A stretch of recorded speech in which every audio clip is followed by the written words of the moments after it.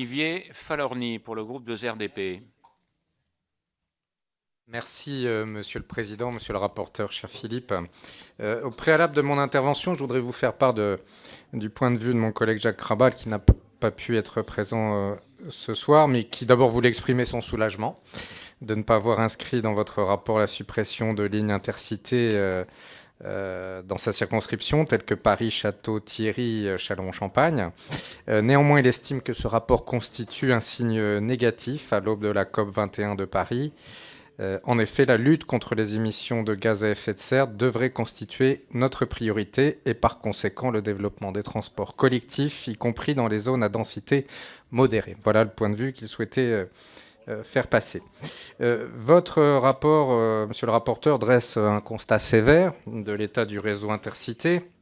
Vous évoquez la qualité de l'offre continuellement dégradée, des temps de parcours sensiblement augmentés, une régularité qui a régressé, et vous préconisez ainsi d'abandonner plusieurs trains de nuit et des dessertes trop coûteuses.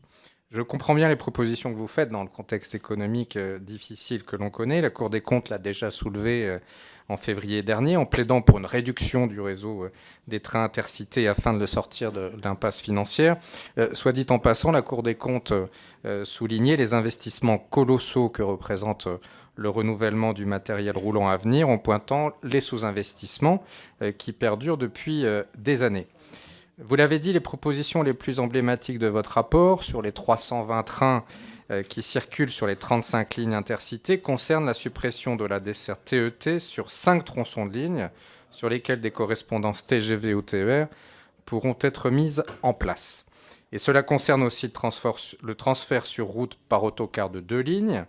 Et sur ce dernier point, je ne suis pas sûr que cette réponse soit adaptée, car nombre d'études et de sondages ont démontré que le transfert vers les autocars amenait très souvent une désaffection du transport collectif au bénéfice de la voiture individuelle. Les TET, réseaux de moyenne et longue distance, complémentaires des TER et des liaisons à grande vitesse, sont essentiels pour l'aménagement du territoire et le service public de mobilité.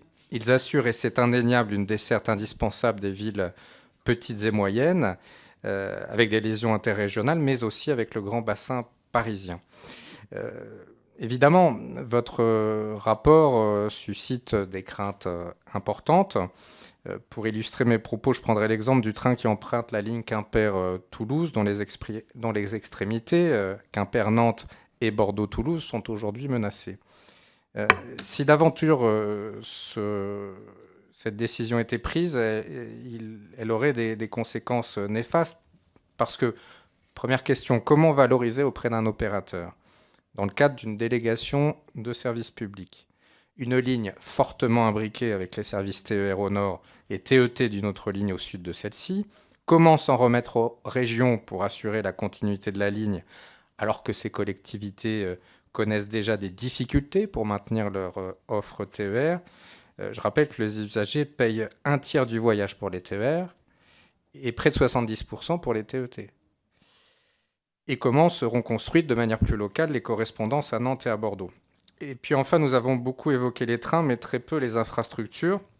Elles sont aussi responsables de la qualité du service rendu aux usagers.